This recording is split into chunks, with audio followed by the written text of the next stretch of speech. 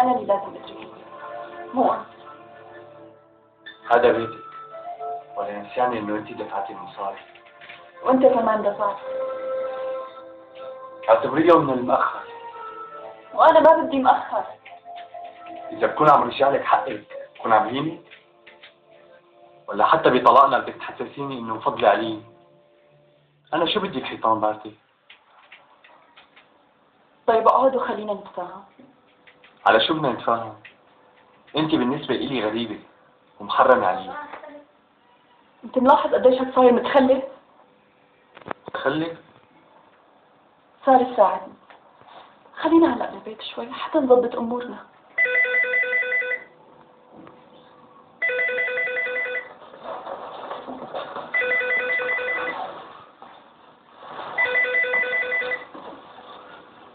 إذا بدك خلينا نشوف محامي يحللنا أمورنا. هي أنا خضاري معي متخلف، بس لازم كل الناس تعرف إنه إحنا طلقنا، إنه ما في مجال نرجع لبعض. لهالدرجة بتكرهني؟